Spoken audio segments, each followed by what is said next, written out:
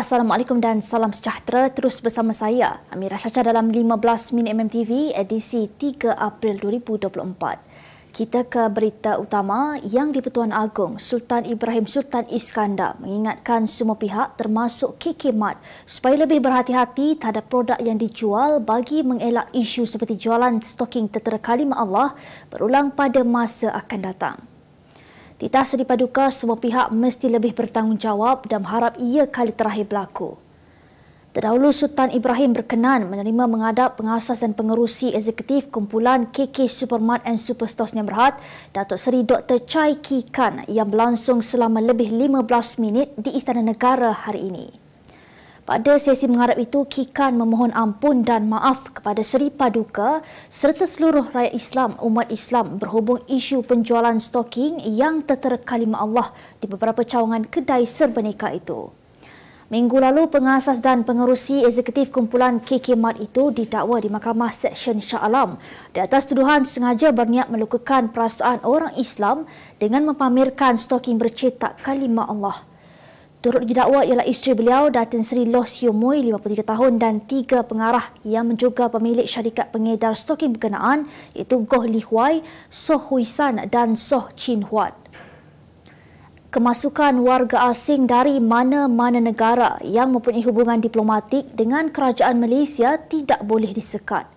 Ketua Polis Negara Tan Sri Nazaruddin Husin berkata, kemasukan lelaki Israel Shalom Avitan pada 12 Mac lalu tidak dapat dihalang kerana dia menggunakan pasport dari negara Perancis. Menurut beliau, sasaran awal mendapati Shalom membuat pasport negara Perancis yang dimilikinya di Kedutaan Perancis di Tel Aviv, Israel. Tambahnya lagi, apabila lelaki berkenaan memasuki negara ini menggunakan pasport Perancis, maka kerajaan tiada hak untuk menghalang individu terbabit. Dalam pada itu, Nazaruddin berkata tindakan susulan akan diambil sekiranya polis diraja Malaysia mempunyai atau menerima maklumat terdapat individu yang bermasalah atau dikendaki ingin memasuki negara ini. Pengerusi Spenkos yang berhad, Spenko Tan Sri Tan Hua Chun didakwa di Mahkamah Seksyen Kuala Lumpur hari ini atas pertuduhan menipu hingga mendorong Kementerian Keuangan MOF menganugerahkan kontrak urus kenderaan kerajaan bernilai 3.9 bilion ringgit 5 tahun lalu. Bagaimanapun, Hua Chun atau lebih dikenali sebagai Robert Tan, 83 tahun, mengaku tidak bersalah selepas pertuduhan dibacakan terhadapnya di hadapan Hakim Suzana Husin.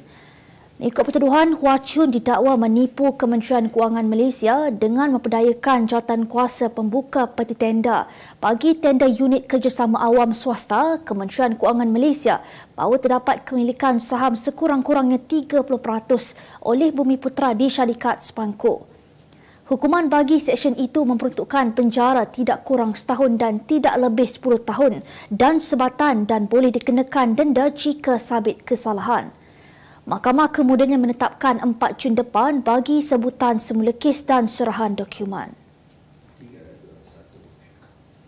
Kementerian Pertahanan MINDEF menjelaskan pembelian aset pertahanan negara melalui perolehan secara government to government G2G ketika ini dilaksanakan berdasarkan perjanjian persefahaman MOU yang dibuat dengan kerajaan negara terlibat. Timbalan Menteri Pertahanan Adli Zahari berkata, melalui MOU itu kerajaan negara berkenaan akan mengenal pasti Original Equipment Manufacturer OEM atau syarikat yang mempunyai keupayaan untuk berkontrak dengan pihak kementerian. Beliau berkata demikian di Dewan Rakyat hari ini ketika menjawab pertanyaan lisan Datuk Seri Dr. Mujahid Yusof yang meminta Kementerian Pertahanan menyatakan bagaimanakah pencapaian setakat ini terhadap usaha kerajaan Madani dalam mengelakkan orang tengah dalam pembelian aset-aset pertahanan negara melalui pendekatan G2G yang lebih telus dan bertanggungjawab serta menjimatkan kos. Utusan Malaysia dan Cosmo melancarkan satu lagi produk terbaru. Apa yang ada dalam Iklaneka? Ia adalah platform yang tepat dan efektif untuk mengiklan antaranya pelbagai jenis notis, cautan kosong, hartanah, tender, kenderaan, mencari wali atau waris dan pelbagai lagi. Apa yang anda cari? Semuanya ada di sini. 2 dalam 1. Layari iklaneka.utusan.com.my. Menteri Komunikasi Fahmi Fadzil meminta Suruhanjaya Komunikasi dan Multimedia MCMC mengambil tindakan tegas bersesuaian berhubung sedutan klip video yang dimuat naik oleh usahawan kosmetik Datuk Seri Alif Shukri Kamaruzaman di media sosial. Beliau memaklumkan menerima pelbagai maklum balas daripada pengguna media sosial yang meminta tindakan diambil berhubung sedutan klip video itu yang menimbulkan rasa kurang senang dalam kalangan masyarakat. Fahmi bagaimanapun akan bertemu semula dengan pengendali platform media sosial dalam masa terdekat bagi memastikan ia selamat digunakan atau tidak digunakan oleh kanak-kanak bawah 13 tahun. Alif Shukri sekali lagi menimbulkan kontroversi apabila memuat naik sedutan lagu Aidilfitri terbarunya yang bertajuk Love Raya di laman Instagram peribadinya baru-baru ini. Video itu memaparkan edijen kurang sopan, namun Alif memadam video berkenaan dan mengatakan itu hanya gurauan selepas menerima kecaman hebat daripada netizen. Pelakon dan pengacara veteran Jaafar On, 73 tahun, meninggal dunia di Hospital Sultan Idris Shah Serdang kira-kira pukul 11.30 pagi tadi. Berita duka pemergian Jaafar On atau nama sebenar Jaafar On Awang disahkan oleh anak angkatnya Muhammad Hanif Hashim. Menurutnya, Awaiha meninggal dunia ketika sedang melakukan prosedur endoskopi pada pagi tadi. Malah, doktor memaklumkan prosedur tersebut sememangnya berisiko tinggi disebabkan jantung arwah ketika itu lemah. Sebelum itu, Hanif memberitahu bapa angkatnya itu ditahan di wad Hospital Sultan Idris Shah Serdang sejak kemarin selepas berlakunya pendarahan ketika membuang air besar. Terdahulu, pelakon Polifik menerusi drama Bersih Cili Padi itu mengakui mengalami masalah injap jantung yang mengakibatkan kakinya membengkak sehingga perlu menggunakan kerusi roda sejak 6 bulan lalu. Jenazah diuruskan dahulu di hospital sebelum dibawa pulang ke kediaman keluarga untuk disemadikan di Tanjung Ganding, Muar Johor hari ini. Kita terus ke berita dunia.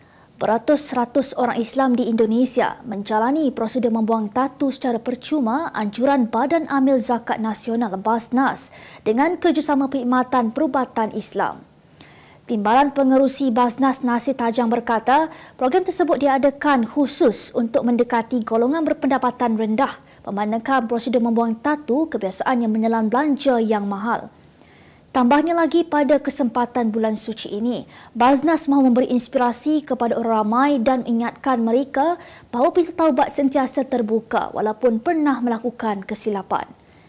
Dalam pada itu, seorang penduduk Jakarta Barat dikenali sebagai Eko, 30 tahun, turut menyertai prosedur itu minggu lalu. 4 orang disahkan maut manakala 56 lagi cedera dalam kejadian gempa bumi berukuran 7.4 magnitude melanda pantai timur Taiwan pagi tadi. Gempa bumi kuat melanda timur Taiwan menyebabkan amaran tsunami di pulau perairan negara itu serta bahagian selatan Jepun dan Filipina. Sekitar jam 8 pagi waktu tempatan, Kajian Geologi Amerika Syarikat USGS meletakkan pusat gempa 18 km di selatan bandar Hualien, Taiwan pada kedalaman 34.8 km. Agensi Meteorologi Jepun mengeluarkan amaran untuk gelombang tsunami setinggi 3 meter untuk pulau terpencil Jepun di rantau ini termasuk Pulau Miyakojima. Sementara itu, Wisma Putra melaporkan tiada rakyat Malaysia terjejas dan menasihatkan rakyat Malaysia sentiasa berwaspada dengan kejadian tersebut. Kemas kini pengetahuan anda tentang isu ekonomi dan pasaran. Merangkumi sektor hartanah, perniagaan, keuangan, komoditi, IKS, halal niaga dan dunia korporat. Sentiasa ikuti perkembangan ekonomi semasa di dalam dan luar negara. Semua informasi terkini hanya di hujung jari. Dapatkan edisi Ringgit setiap Isnin hanya di Akhbar Utusan Malaysia.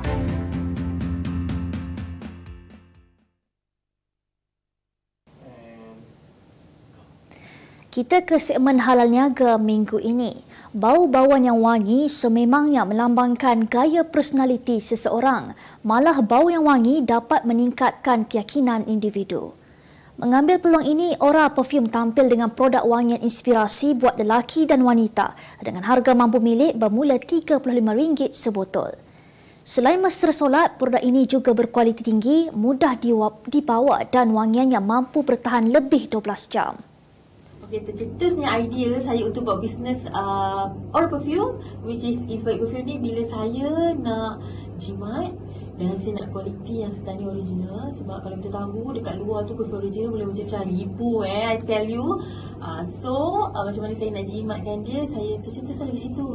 Kita nak wangi tapi orang kata semata way lah, kita jimat poket kita. Mesra poket tapi kualiti sebenarnya original. Menawarkan 195 wangian inspirasi, antara jenama yang mencuri hati pelanggan ialah Versace, Gucci, Hugo Boss dan beberapa yang lain. Okey, cabaran bagi bisnes ni adalah untuk kita pastikan kualiti every batch perfume kita keluarkan tu adalah sama. Dan sebab yang guna ni mostly orang kalau dah try dia akan repeat. So saya kalau boleh saya memang nak elakkan ada isu mana orang cakap masa first beli dulu lain lah, masa second sekarang kenapa dah lain lah. Malaysia Airports bekerjasama dengan Kraftangan Malaysia untuk mempromosikan warisan budaya Malaysia yang berwarna-warni menerusi pameran tekstil bertemakan Jalinan Aidilfitri Pesona Kraft Tekstil. Kempen kolaboratif ini meraihkan keindahan rekaan tekstil tempatan yang berwarna-warni dan malar segar seperti batik, songket dan tenun oleh artis-artis tempatan. Kempen yang bersempena dengan sambutan Hari Raya Aidilfitri ini bermula dari 16 Mac sehingga 15 Mei 2024 di semua lapangan terbang antarabangsa seluruh negara. Di Terminal KLIA 1, para pengunjung akan disambut dengan tarikan utama yang menawan Rumah Kampung Limas yang berdiri megah setinggi 24 kaki di Balai Pelepasan Tingkat 5, karya agung pembina tersohor Masadan Mohsin. Kita ke berita sukan. Pemain perseorangan profesional negara Lee Zijia berdepan keputusan sukar sama ada mahu menyertai Piala Thomas hujung bulan ini demi memberi tumpuan persiapan Sukan Olimpik Paris 2024. Pengarah Kejurulatihan Akademi Badminton Malaysia ABM Rexy Menaki telah mengadakan mesyuarat bersama jurulatih pemain nombor 10 dunia itu Wong Tat Meng dan kakaknya yang juga merangkap pengurusnya semalam. Rexy memberitahu pemain itu masih belum membuat keputusan untuk bertanding dalam Piala Thomas hujung bulan ini. Dalam pada itu, Zijia bakal berdepan jadual kejohanan yang ketat bermula Malaysia Masters pada 21 Mei, terbuka Singapura pada 28 Mei, terbuka Indonesia pada 4 Jun dan terbuka Australia pada 11 Jun sebelum membawa cabaran Malaysia di Sukan Olimpik Paris pada 26 Julai ini. Dakwaan gaji lumayan yang dibangkitkan menerusi surat layang kepada Persatuan Bola Sepak Malaysia FAM adalah keterlaluan dan sulit untuk didedahkan secara terbuka kepada umum. Presiden FAM Datuk Hamidin Muhammad Amin mengakui gaji yang diterima adalah isu peribadi, tetapi imbuhan tersebut telah dipersetujui dengan statusnya selaku Presiden sepenuh masa badan induk itu. Menerusi surat layang yang ditular di laman media sosial pada Ahad lepas, Hamidin didakwa menerima gaji mencecah RM90,000 sebulan dan itu tidak termasuk allowance daripada Konfederasi Bola Sepak Asia AFC dan juga Persekutuan Bola Sepak Antarabangsa FIFA. Mengulas lanjut, Hamidin mengesahkan faedah yang diterima sudah ditetapkan ketika dipilih sebagai Presiden FAM pada 2018 bagi menggantikan penyandang Tuanku Ismail Sultan Ibrahim yang kini merupakan pemangku Sultan Johor. Sebagai penutup 15 Min MMTV hari ini, saksikan laporan cuaca esok Khamis 4 April 2024. Jangan lupa dapatkan akhbar utusan Malaysia dan Kosmo untuk berita-berita terkini dan menyeluruh. Sekian sahaja daripada saya Amirah Syasha. Assalamualaikum dan selamat berbuka puasa.